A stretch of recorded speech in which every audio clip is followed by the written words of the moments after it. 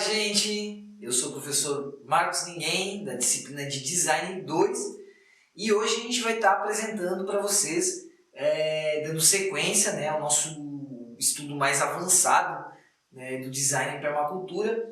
Então a gente vai fazer um estudo hoje que está baseado no design arquitetônico, né? Então a gente reviu alguns princípios de design. No design 1 a gente viu um pouco de como atua, né, o profissional de design quando ele vai projetar uma propriedade. Então a gente vai fazer só um resgate para a gente entender que na realidade é muito mais complexo e conectado do que a gente imagina os elementos dentro do design. A forma que eu mais gosto de trabalhar, né, antes de qualquer coisa, tudo que eu vou planejar no design. Então agora a gente está tendo o design arquitetônico, a gente vai ter o design energético do sistema. Então a gente desmiuçou, né, todo o planejamento, né, e a concepção global do design em permacultura de uma propriedade, e a gente está colocando por elementos para ficar mais fácil o entendimento. Mas todos esses elementos a gente pode usar esse formato, que eu acho o formato mais legal para a gente ir se orientando no nosso projeto, que é partindo dos componentes, os 4 componentes do design, né? Eu já falei sobre isso, já repeti essa aula, né? Mas para a gente lembrar, então vou fazer o design arquitetônico num projeto. Então, o que eu preciso lembrar? Eu preciso lembrar que o design ele tem 4 componentes, né? O estrutural, o local, o social e o abstrato. Então, tudo que eu for fazer, eu sempre lembro, não, existem 4 componentes desse design. E aí eu penso, né? A questão da água, da terra, da paisagem, do clima, no local, social, quais são as pessoas. Eu tenho que ter sempre clareza de que esses componentes são importantes para que eu tenha o melhor resultado na hora, né, de elaborar o meu projeto. Outra coisa importante, design arquitetônico. Eu não posso simplesmente ou ter uma visão do céu, de onde eu vou colocar a minha casa no projeto, ou a casa do cliente no projeto, onde eu vou colocar aquilo não pode ser também a revelia, ou simplesmente de maneira arbitrária. O design é uma ciência justamente por isso, a pessoa não pode vou fazer aqui a casa. Tudo bem, a questão do cliente tem sempre razão, mas a gente tem que se deixar sempre manifestado no projeto qual seria o melhor local. Qual é o melhor local para me construir? Então vamos pensar que a gente vai fazer um equipamento arquitetônico, né? Pode ser uma casa, um galpão. Aonde eu vou construir isso no projeto? Né? No meu design permacultural. Existem alguns critérios. Então eu sabendo os 4 componentes, eles já vão me ajudar a orientar. Aí depois tem um critério que chama-se localização relativa, né? Na hora que eu for projetar, aonde que eu vou colocar minha casa, no meu croquis, eu vou colocar ela em relação a outras elementos. Então, dependendo, se for na zona rural, então tem a questão da composteira, do galinheiro, das hortas. Então, eu vou pensar, né, a localização dessa casa dentro do que a gente chama de zoneamento, né? Então, tem o princípio de zoneamento na permacultura, que são as zonas, que a gente já estudou isso, mas reforçando, zona 0 é a casa, né? A zona 1, que é o entorno da casa, a zona 2, que é o pomar, né, o chiqueiro e tudo mais. Então a gente tem que ter essa clareza, né, do zoneamento, e o zoneamento ele vai nos ajudar a ideia de localização relativa, né? Ou seja, o que é a localização relativa? É um conceito muito pouco falado no design e permacultura, mas que ele é fundamental. Uma coisa é colocar um lugar em relação à outra, por isso que é localização relativa, porque a localização está relacionada com os outros elementos, e isso é ad infinitum, porque para mim localizar a casa eu tenho que pensar onde vai estar o galinheiro, mas o galinheiro também está relacionado com a casa. Então essa também é uma sacada muito legal que o design trouxe para o planejamento das propriedades em geral, né? E outra coisa fundamental para se levar em consideração, né, aonde eu vou colocar a minha casa, está muito relacionado com a setorização, setores, que é sombra, né?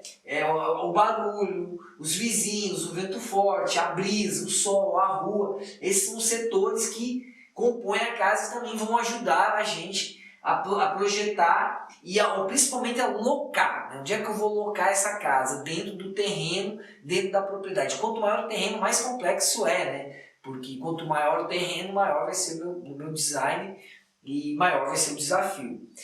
Uma das coisas que eu acho interessante é que saindo dos setores, a gente já tem que pensar muito a casa em relação ao sol, ao arco do sol, né? Porque é onde a gente vai colocar, sabendo, dependendo do norte, do hemisfério norte-sul, que a gente já falou em outras aulas, a incidência do sol, ela tem lugares frios, eu vou precisar da incidência do sol em determinados lugares da minha casa, em lugares muito quentes, né?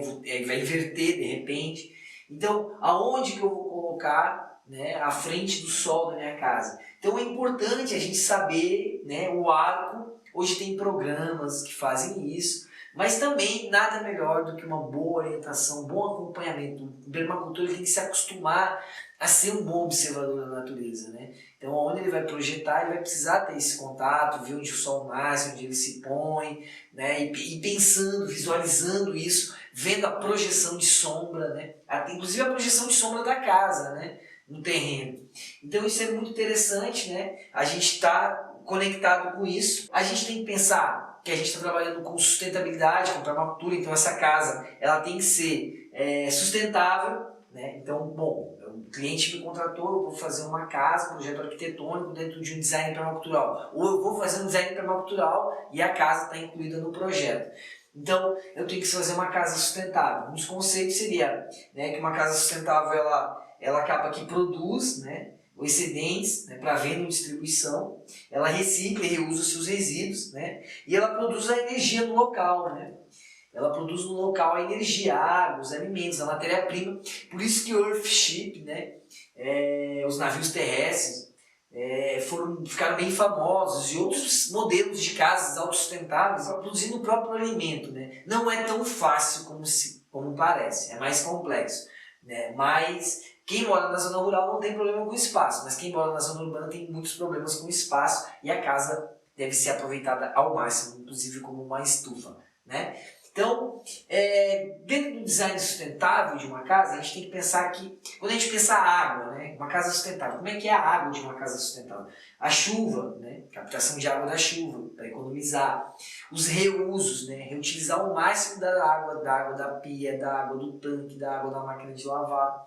E a fonte própria, que é poço, rio que passa próximo, algum córrego, né, que é o que a gente chama de fonte própria. A energia é renovável, então quanto mais painel solar, aerogerador, bicimáquinas, quanto mais coisas que a gente estiver utilizando energias renováveis também melhor, então eu tenho que pensar nisso para desenvolver o meu projeto. A reciclagem e o reuso de resíduos ele é fundamental. A minha casa ela tem que ter um sistema que esteja previamente projetado para que eu consiga dar um destino adequado, né, e para o reuso, para a reciclagem, para a composteira. E isso eu tenho que prever também no meu projeto arquitetônico. Raramente é pensado isso nos projetos. Produção de alimentos é isso que eu falei, hortas verticais, isso aí também já está muito ligado com o paisagismo, ou em ambientes internos, jardins de inverno, etc. Os materiais ecológicos, materiais que eu vou utilizar para essa casa devem ser ecológicos, e a tecnologia deve ser apropriada. Quanto mais tecnologias sociais, a tecnologia apropriada é o conceito mais contemporâneo de tecnologia social, né? Então, quanto mais eu tiver tecnologias sociais na minha casa, melhor. Vamos lá para os materiais? Então, pensar materiais ecológicos. Então, primeira coisa que eu tenho que ver, aonde eu estou, né? Aonde eu estou, qual é a abundância de material que a gente tem? É terra. Então, se é terra, é um material construtivo, um material ecológico. Então, eu vou pensar construir essa casa com uma técnica de terra, né? Então, qual é a outra possibilidade de material abundante? É a palha. Por exemplo, nós estamos numa região que tem muita produção de milho, de soja, de feijão. Então, tem muita palha. De repente, o feno, a palha, pode ser uma solução para mim fazer uma casa. O bambu é um material interessantíssimo. Existe bambu na propriedade. Né? O que eu posso fazer? Posso fazer um bambu a pique. Que espécie de bambu? Lembrando que não é nem todo bambu que dá para construir, né? Então tem bambus específicos de construção, mas que bambu é esse que eu tenho na minha propriedade? O que eu posso fazer com ele? Madeira, eu tenho árvores, eu tenho eucalipto principalmente, árvores que podem ser tiradas, né? O eucalipto, né? Pinos, eu tenho alguma coisa assim que eu possa cortar para usar, ou vou ter que fazer uma poda drástica nesse terreno, às vezes tem que fazer, tá tudo cheio, né? Tem que fazer uma poda drástica, nunca mais podaram esse terreno, tem que fazer uma poda, posso incorporar essa poda como cordwood, né? E tem pedra, de repente a pedra é o material abundante desse terreno, né? Desse local, desse bioma, dessa região. Então, ou de repente é areia. Então, eu tenho que ver qual é o material que eu tenho mais em abundância, que é ecológico, que eu posso usar numa técnica ecológica. Tendo material, né, eu já meio que observando esse material, eu tenho que relacionar o material com o clima do lugar. Então, nós mesmos aqui temos muito trabalho que a gente tem na Ecovila do José, por quê? Aqui a gente tem muita terra, né, e uma terra boa lá do solo, né, argiloso, aquele vermelho. O problema é o clima, é muito paradigmático. A gente tem muito esse material, mas esse material não dialoga bem com o clima daqui, que é o clima de muita umidade, né? Então, a gente tem que pensar a relação do material com o clima. Esse material é bom para esse clima? O que eu posso fazer, pensar, desenvolver para que esse material, mesmo ele não sendo um material apropriado, ele dialogue com o clima, né, desse local. Então, a gente tem que pensar por causa disso. Se eu estou num lugar que é muita chuva, que material que é melhor para essa chuva? Que técnica é a mais adequada? Se eu estou num lugar que neva, que faz muito frio, que material que eu vou utilizar? Se eu estou no sertão, no deserto, num lugar que chove pouco, num lugar mais árido, o que eu vou utilizar? Por incrível que pareça, as técnicas, o clima influencia, né, muito na escolha das técnicas e na disponibilidade dos materiais. Aonde as técnicas de terra se desenvolveram melhor? Né? Então aqui a gente tem uma foto do sertão, a gente vai perceber, né, na pesquisa histórica que é feita da arquitetura, que todos os lugares áridos e semiáridos foi onde a construção com o solo, né, com a terra, se desenvolveu mais. Por quê? Porque não tem madeira. Aí como não tem madeira, né, a gente percebe que geralmente a vegetação ela é uma vegetação rala, a terra é um material abundante e chove pouco. Então, posso usar o mínimo de agregante possível ou não usar nada, o próprio solo, né, porque ele vai ter poucas interferências das intempéries naturais.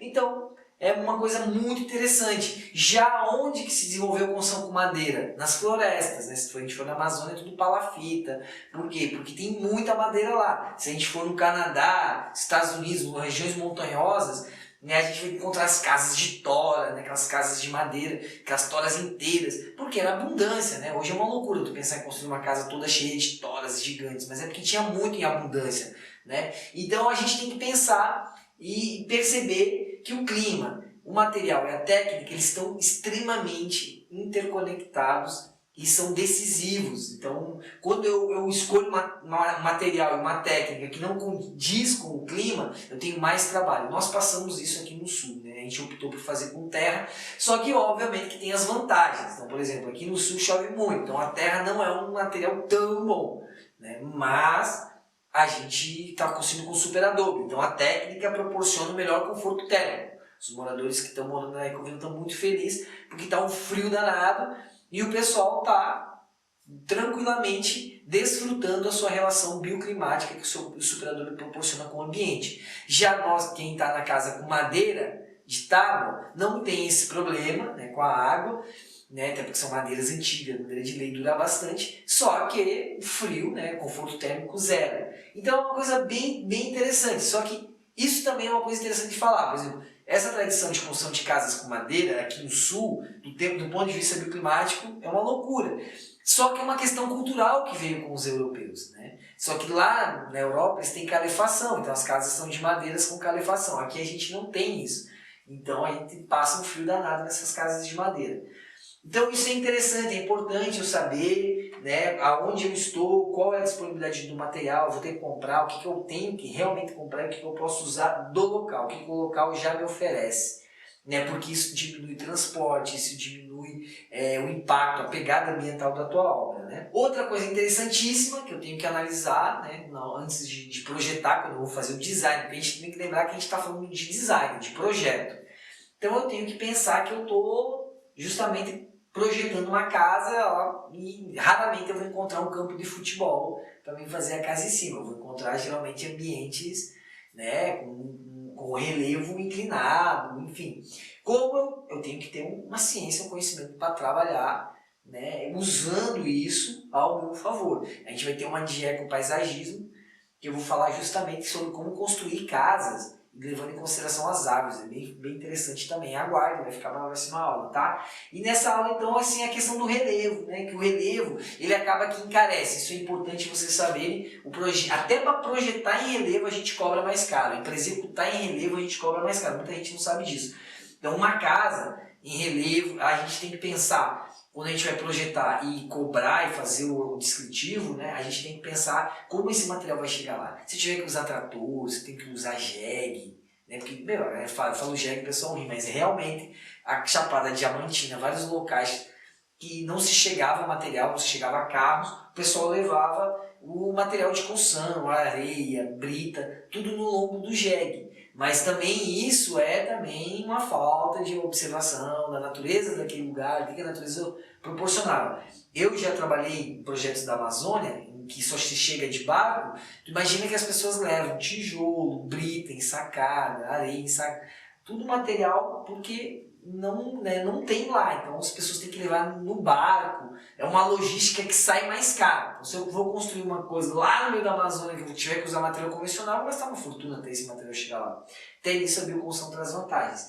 Então aqui a gente tem, né, uns exemplos assim, visual para a gente entender que a inclinação do terreno vai fazer com que ou eu vou ter que cavar a terra para fazer a terraplanagem, né, eu vou ter que compensar de alguma maneira, ou eu vou ter que usar algumas colunas de diferentes níveis, né, dos andares, enfim, eu vou ter que me virar nos 30 para projetar uma coisa interessante usando o relevo. Outra coisa bem bacana da aula de hoje que a gente tem que ver é que, tendo tudo isso, né, então eu já tenho essas informações do terreno, qual é o desnível, né, do terreno, eu já sei o clima, o arco do solo, em cima do clima eu já comecei a me dar de conta do material que tem abundância nesse local, então sabendo que tem muito desse material, né, eu vou elaborar o conceito, porque o conceito ele vem antes da técnica.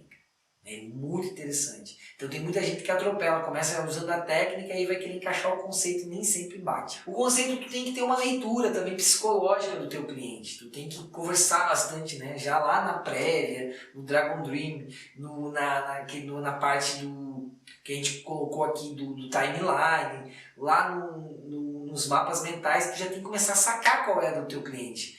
Ele é vintage, ele é uma pessoa futurista, qual é a viagem dele? Entendeu?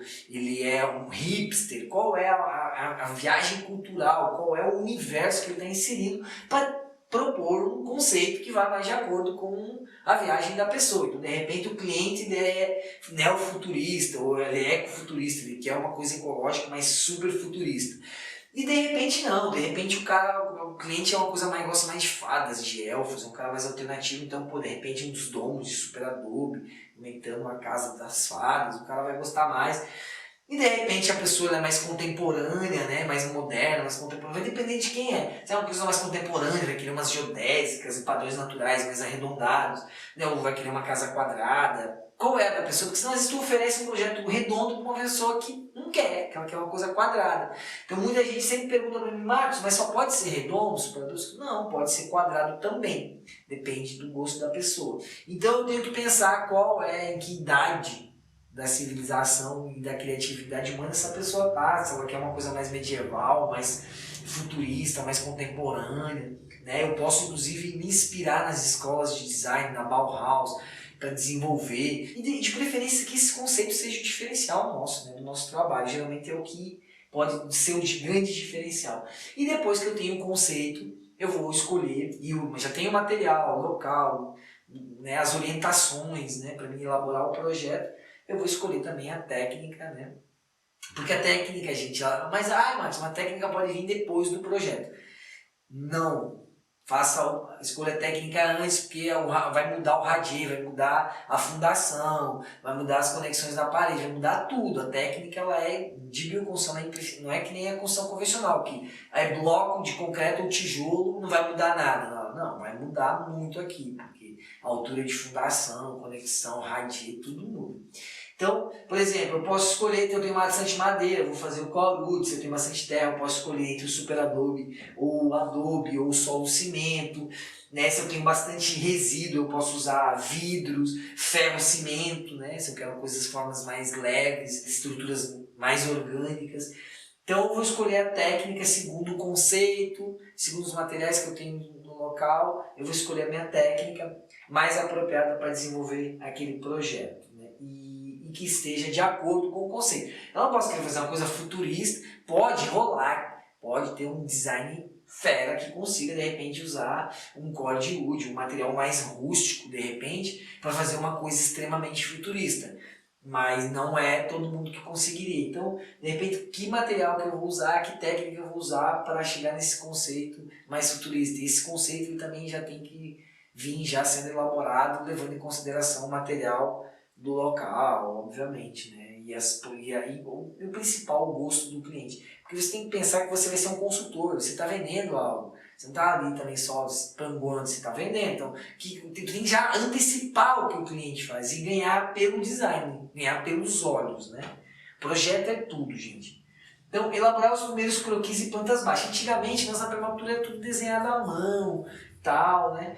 Os arquitetos também. Hoje em dia a gente tem os softwares que deixam tudo mais gostoso, mais interessante e a pessoa consegue visualizar.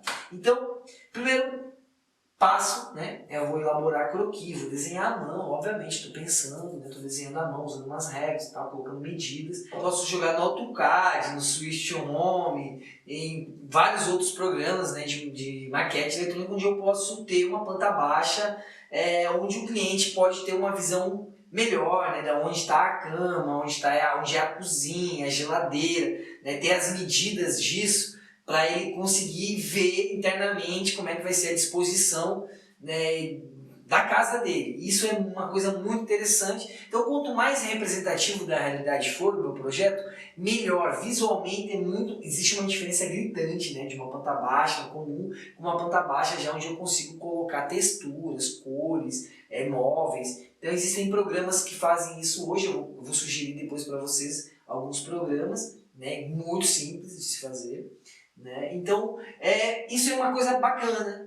Começa a elaborar os croquis, dos primeiros rabiscos. Eu vou para programas de planta baixa, depois eu posso usar programas de maquete eletrônica para dar mais um caráter mais visual. E quanto mais bonito, mais visual, melhor vai ser a sua relação com o cliente, mais fácil dele querer executar esse projeto. Né?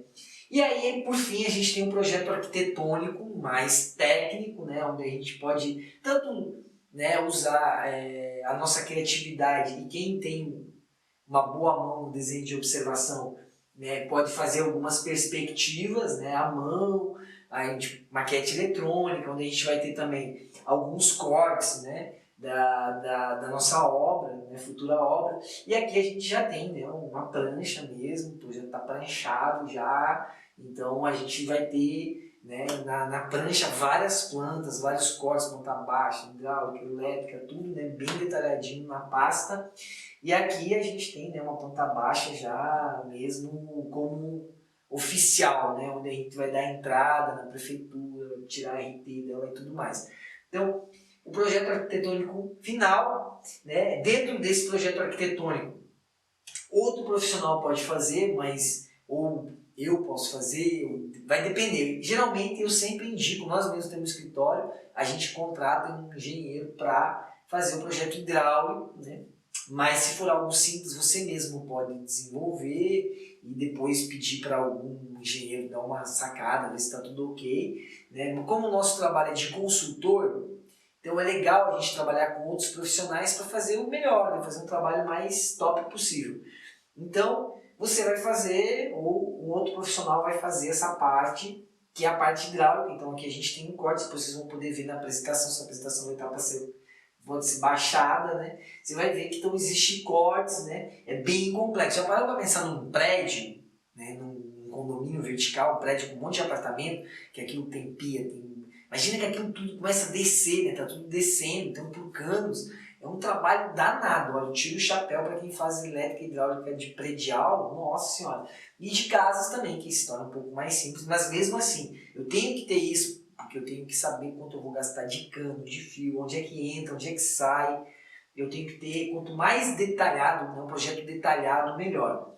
Então aqui eu tenho um outro 3D, né, com a parte hidráulica, que são os canos, aí tem os milímetros, né, 20 milímetros, 25, tem as saídas, quantas curvas, quantos, né, que eu vou gastar, quantos joelhos, né, o pessoal chama cotovelo, né, gírias, para falar sobre as curvas, né. E aqui a gente tem uma outra plancha, né, aqui onde a gente tem a planta baixa, também toda dividida aqui da casa, da construção, baseado em cima também da hidráulica. E o projeto elétrico também ele é fundamental, né?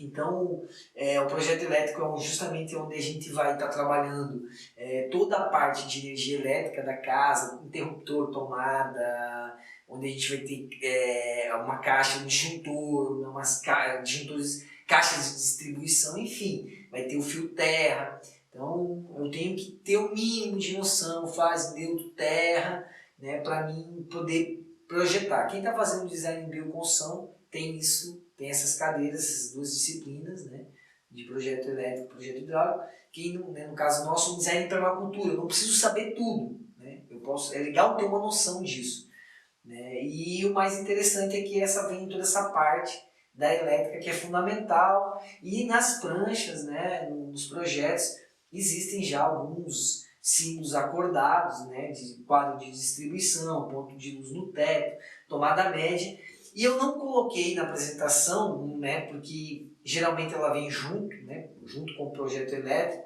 geralmente vem o projeto de luz, né, de iluminação. Então o projeto de iluminação é justamente um projeto onde está as lâmpadas, tudo. Geralmente ele está junto com o elétrico, mas existe, né, profissionais que são mais especializados, que vão pensar toda a iluminação do espaço. Então, quais lâmpadas, que tipo de lâmpada, aonde, quantas, né, da onde está saindo isso, se vem do chão, se é uma iluminação superior, intermediária.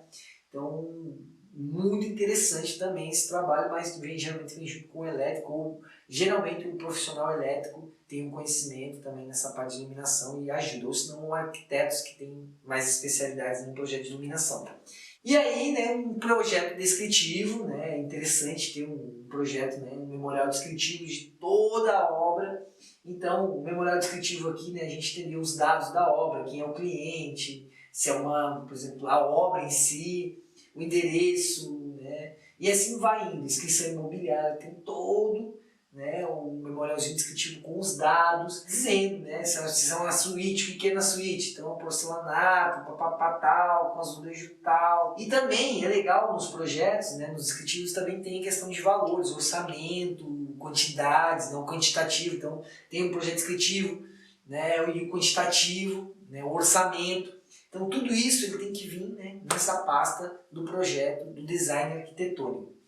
E por final, que geralmente é o que a gente deixa sempre por fim, nós aqui, é a maquete eletrônica em 3D, que a maquete eletrônica em 3D ela ajuda muito a quem vai construir, ao cliente. Primeiro que o cliente antigamente ele não tinha esse privilégio, hoje ele tem o privilégio de ele ver como a casa dele vai ficar, ajudar a escolher as cores, as texturas, os materiais.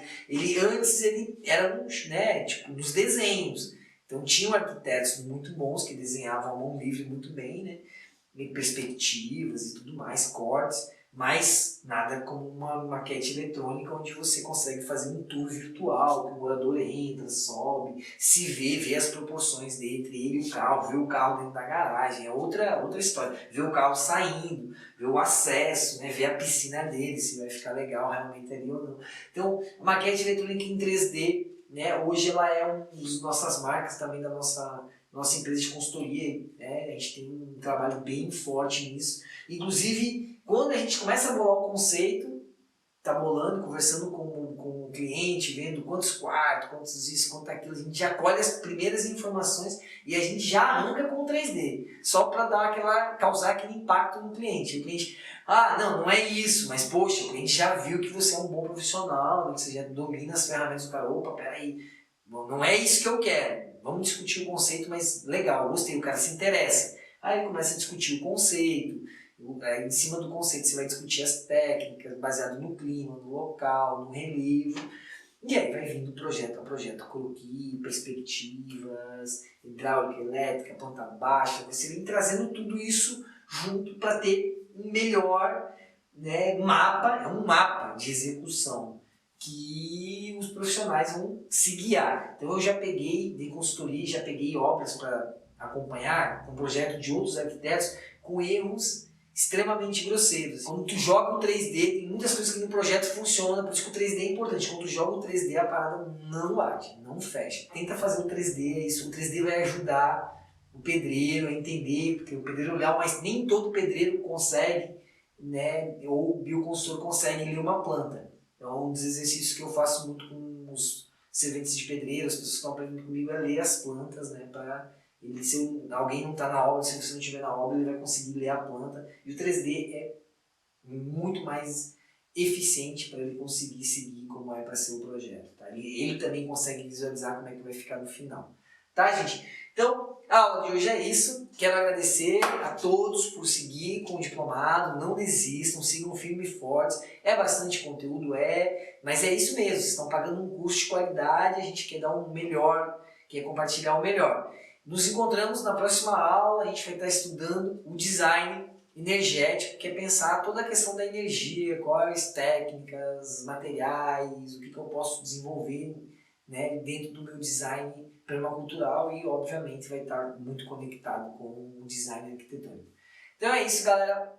Um beijo carinhoso, professor Marcos, para vocês e até a próxima aula. Siga estudando, qualquer dúvida, estou à disposição de todos vocês. Gratidão.